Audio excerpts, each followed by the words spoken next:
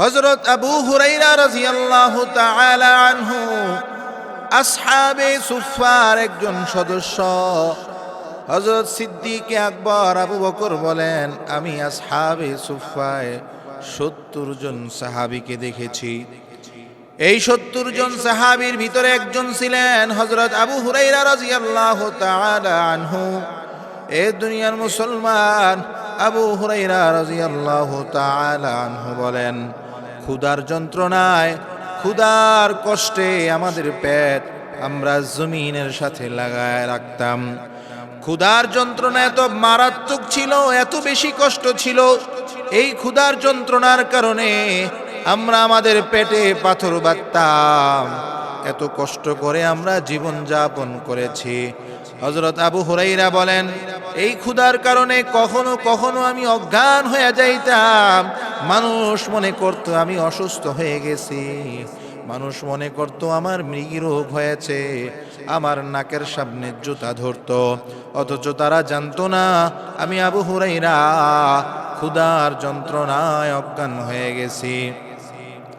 হযরত আবু হুরায়রা বলেন, একবার ক্ষুধার যন্ত্রণা সহ্য করতে না পেরে আমি রাস্তা দিয়ে যাইতেছি, হঠাৎ এমন সময় দেখি আবু বকর রাদিয়াল্লাহু তাআলা আনহু আসতেছে। আমি আবু বকরকে সালাম দেওয়ার পর ওনাকে কোরআনের একটি আয়াত জিজ্ঞাসা করলাম।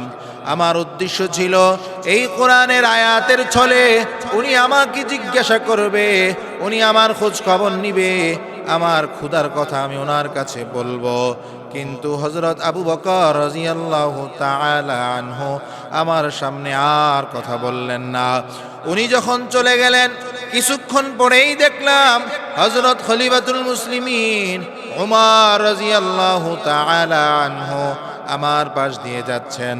আমি খলিফাতুল মুসলিমিন উমরকে সালাম দিলাম। উমরকে সালাম দেওয়ার পর উমর রাদিয়াল্লাহু তাআলা আনহু ওনাকেও আমি ওই একটা কৌশলে কোরআনের একটা আয়াত জিজ্ঞাসা করলাম। উনিও কোরআনের আয়াত জবাব দিলেন। আমার উদ্দেশ্য ছিল উনি আমার খোঁজ খবর নিবেন, আমার হালাত জিজ্ঞাসা করবেন, উনিও আমার হালাত জিজ্ঞাসা করে নাই। ও দুনিয়ার মুসলমান, আজকে আমাদের এত নিয়ামত, এত নিয়ামত, এত নিয়ামত পাওয়ার পর আমরা আল্লাহর নিয়ামতের শুকরিয়া আদায় করি না। এত নিয়ামত পাওয়ার পরেও আমরা নাশুকুর করি। আল্লাহ বলেন, ফাযকুরুনি আযকুরুকুম ওয়াশকুরুলি ওয়ালা তাকফুরুন। বান্দা যদি আমাকে স্মরণ করো, আমি আল্লাহ তোমাদেরকে স্মরণ করব। আমি আল্লাহকে যদি তোমরা স্মরণ করো, আমি আল্লাহ তোমাদেরকে স্মরণ করব। আরেক আয়াতে আল্লাহ বলেন, লা ইন শাকারতুম লা আযীদান্নাকুম ওয়া লা ইন কাফারতুম ইন্না আযাবি লাশাদীদ। বান্দা যদি নিয়ামত পাওয়ার পর নিয়ামতের শুকরিয়া আদায় করে, আমি আল্লাহ নিয়ামত বাড়িয়ে দেই। আর যদি বান্দা নিয়ামতের শুকরিয়া আদায় না করে, আমি আল্লাহর আযাব বড় কঠিন। ও দুনিয়ার মুসলমান, নিয়ামতের শুকরিয়া আদায় কিভাবে হবে? আল্লামা ইমাম গাযালি রাহমাতুল্লাহ আলাইহি লিখেছেন উনার কিতাবের ভিতরে, আল্লাহ তাআলা যেই অঙ্গকে, যেই জিনিসকে যেই জন্য দান করেছেন, প্রস্তুত করেছেন, তৈরি করেছেন, ওই জিনিসকে ওই কাজে ব্যবহার করাই হলো ওই জিনিসের নিয়ামত। আল্লাহ তাআলা যেটাকে যার জন্য বানিয়েছেন, আপনার আমার জবানকে আল্লাহ যেই জন্য বানিয়েছেন ওই কাজে ব্যবহার করা জবানের নিয়ামত। আল্লাহ তাআলা আপনার আমার চোখ যেই কারণে বানিয়েছেন ওই কারণে ওই কাজে ব্যবহার করা চোখের নিয়ামতের শুকরিয়া আদায়। আপনার আমার কান আল্লাহ তাআলা যেই কাজের জন্য বানিয়েছেন ওই কাজে ব্যবহার করাই হলো কানের নিয়ামত। এই জন্য মুসলমান ইমানদার এই কানের বদ আমলের কারণে, চোখের বদ আমলের কারণে, জবানের বদ আমলের কারণে, অন্তরের বদ আমলের কারণে আমাদেরকে জাহান্নামে যাওয়া লাগবে। আল্লাহ বলেন, ওয়ালাকাদ যারানা লিজাহান্নাম জাহান্নামা কাসীরাম মিনাল জিন্নি ওয়াল ইনস। অধিকাংশ মানুষ, অধিকাংশ জিন, অধিকাংশ ইনসান জাহান্নামে যাবে। অপর আয়াতে, অপর শেষ আয়াতে আল্লাহ বলেন লাহুম কুলুবুল লা ইয়াফকাহুনা বিহা ওয়া লাহুম আ'য়ুনুন লা ইউবসিরুনা বিহা ওয়া লাহুম আযানুন লা ইয়াসমাউনা বিহা উলাইকা কাল আনআম বাল হুম আদাল উলাইকা হুমুল গাফিলুন। আল্লাহ বলে কারা অধিকাংশ জাহান্নামে যাবে, তাদের এক শ্রেণী হবে লাহুম কুলুবুল লা ইয়াফকাহুনা বিহা, আমি আল্লাহ তাদেরকে কলব দিয়েছি, আমি আল্লাহ তাদেরকে বুঝ দিয়েছি, কিন্তু তারা সেই বুঝকে কাজে লাগায় নাই। আমি যা বুঝতে বলেছি বুঝে নাই, আমি যা করতে বলেছি করে নাই, আমি যেইভাবে চলতে বলেছি তারা তাদের কলবকে সেইভাবে চালায় নাই। ওয়ালাহুম আ'য়ুনুন লা ইউবসিরুনা বিহা, আমি আল্লাহ তাদেরকে যেই জন্য চোখ দিয়েছি সেই কাজে ব্যবহার করে নাই। চোখ দিয়েছি যে আমল করার জন্য, সে আমল করে নাই। হে যুবক, রাত্র গভীর হয়ে যায়, ফেসবুকে সময় দাও, ইউটিউবে সময় দাও, এই চোখকে মোবাইলের গুনায় ব্যবহার করো। আল্লাহ বলেন ওয়ালাহুম আ'য়ুনুন লা ইউবসিরুনা বিহা, চোখকে আমি যেই কাজের জন্য দান করলাম, বান্দা চোখ সেই কাজে ব্যবহার করে না। ওয়ালাহুম আযানুন লা ইয়াসমাউনা বিহা, যেই কাজে আমি আল্লাহ কান দিলাম সেই কাজে কান ব্যবহার করে না। তারা কারা, তারা কেমন? আল্লাহ বলেন উলাইকা কাল আনআম, তারা হলো চতুষ্পদ জন্তুর ন্যায়। বালহুম আদল, বরং তাদের চাইতেও নিকৃষ্ট। ও মুসলমান ইমানদার, আল্লাহ তাআলা আমাদেরকে কত বেশি নিয়ামত দিয়েছে, এই নিয়ামত যদি গণনা করি শেষ করতে পারবো না। আল্লাহ বলেন ওয়া ইন তাউদ্দু নি'মাতাল্লাহ লা তুহসুহা, আমি আল্লাহ তোমাদেরকে যে নিয়ামত দান করলাম, এই নিয়ামত যদি গণনা করো শেষ করতে পারবা না।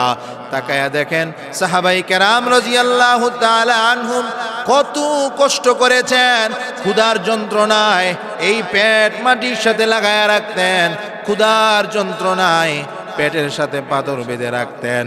এইভাবে আবু হুরায়রা রাদিয়াল্লাহু তাআলা আনহু বলেন, আমি আবু বকরকে জিজ্ঞাসা করলাম, উনিও আমার দিলের অবস্থা বুঝেন নাই। ওমরকেও জিজ্ঞাসা করলাম, উনিও আমার দিলের অবস্থা বুঝেন নাই। আমি বসে বসে অপেক্ষা করতেছি, বড় ক্লান্ত, বড় পরিশ্রান্ত। আমি হঠাৎ করে তাকায় দেখি আমাদের নবী দু জাহানের বাদশা, শাফিউল মুজনিবিন, সাইয়্যিদুস সাকালাইন, শফিউ আযম মুহাম্মাদুর রাসূলুল্লাহ সাল্লাল্লাহু আলাইহি ওয়াসাল্লাম আসতেছেন। আমি আল্লাহর নবীকে দেখার পর আমার মনের ব্যথা, আমার মনের কষ্ট দূর হয়ে গেছে। আমি আল্লাহ রাসূলকে সালাম দেওয়ার সাথে সাথে আল্লাহর নবী আমাকে বলে, হে আবু হুরায়রা, কি অবস্থা তোমার, কি খবর? আমি বললাম, ওগো আল্লাহর নবী, আমি বড় ক্ষুধার্ত, আমার বড় পেটে ক্ষুধা। আল্লাহর নবী বলেন, আবু হুরায়রা আমার সাথে চলো। আল্লাহু আকবার। আবু হুরায়রাকে নিয়ে আল্লাহর রাসূল চলতে চলতে ঘরে আসলেন। আসার পর জিজ্ঞাসা করে, ঘরে কোনো খাবারের ব্যবস্থা আছে কিনা? ও আল্লাহর গোলাম, দেখেন আল্লাহ তাআলার কত বড় নিয়ামত। ঘর থেকে আওয়াজ আসছে, এক পেয়ালা দুধ আপনার জন্য হাদিয়া আসছে। এক পেয়ালা দুধ আর কতটুকু হবে? এই এক পেয়ালা দুধ আপনার জন্য হাদিয়া আসছে। আল্লাহর রাসূল বলেন, আমি আবু হুরায়রাকে বললাম, হে আবু হুরায়রা, এই দুধটুকু নাও এবং আসহাবে সুফফার সদস্যদেরকে ডাকো। আসহাবে সুফফার সদস্য অনেক ছিলেন। আবু হুরায়রা বলেন, আমি মনে মনে ভাবলাম, এত অল্প দুধ কিভাবে এত মানুষ খাবে? আর আমার তো পেটে বড় ক্ষুধা, এটা তো আমারই হবে না। আমি একটু ক্লান্ত হয়ে গেলাম, আমি একটু কষ্ট পেলাম। আল্লাহ রাসূল আসহাবে সুফফার একজন সদস্যকে ডাকলেন, দুধ পান করাইলেন, আরেকজন ডাকলেন, দুধ পান করাইলেন। এইভাবে দুধ পান করাতে করাতে আসহাবে সুফফার সব সদস্য দুধ পান করে ফেলেছে। সকলে দুধ পান শেষ হয়ে গেছে। আল্লাহ রাসূল বুঝেছেন আবু হুরায়রার মনে একটু ব্যথা। আল্লাহ রাসূল মুচকি হাসলেন, হাসার পর বলেন, হে আবু হুরায়রা, এই দুধ আর কে বাকি আছে? আবু হুরায়রা বলেন, ওগো আল্লাহর নবী, আমি আর আপনি ছাড়া আর কেউ বাকি নাই। এবার আল্লাহ রাসূল বলেন, আবু হুরায়রা তুমি পান করো। আবু হুরায়রা রাদিয়াল্লাহু তাআলা আনহু পান করতে লাগলেন। কিছুক্ষণ পান করার পর আল্লাহ রাসূল বলেন, হে আবু হুরায়রা, আরো পান করো, আরো পান করো। আবু হুরায়রা রাদিয়াল্লাহু তাআলা আনহু আবার পান করলেন। এইভাবে কয়েকবার পান করার পর আল্লাহ রাসূল বলেন, আবু হুরায়রা আরো পান করো। আবু হুরায়রা বলে, আল্লাহর কসম, যে আল্লাহ আপনাকে সত্য নবী হিসেবে দুনিয়ায় প্রেরণ করেছে, ও মুহাম্মদ, আমি আবু হুরায়রা আর পান করতে পারবো না, আমার পক্ষে আর পান করা সম্ভব না। আবু হুরায়রা বলেন, অতঃপর আল্লাহর রাসূল আমার হাত থেকে এই পেয়ালা নিয়ে দুধ পান করলেন। আল্লাহ রাসূল দুধ পান করার সাথে সাথে এই পেয়ালার দুধ শেষ হয়ে গেল। এই জন্য মুসলমান ইমানদার সাহাবায়ে কেরামের জিন্দেগি ছিল কষ্টের জিন্দেগি।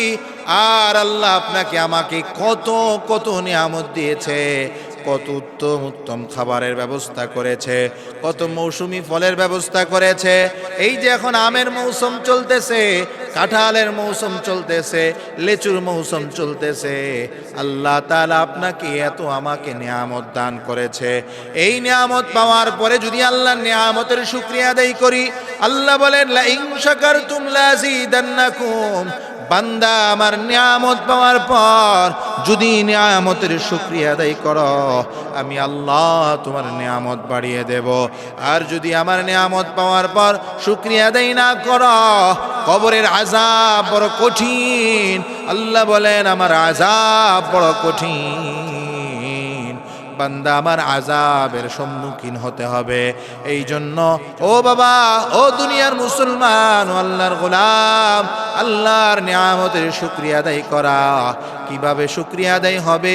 আল্লাহ যেই অঙ্গকে বা যেই জিনিসকে যেই কাজের জন্য সৃষ্টি করেছে, ওই জিনিসকে ওই কাজে ব্যবহার করাই হলো ওই জিনিসের নিয়ামতের শুকরিয়া আদায় করা।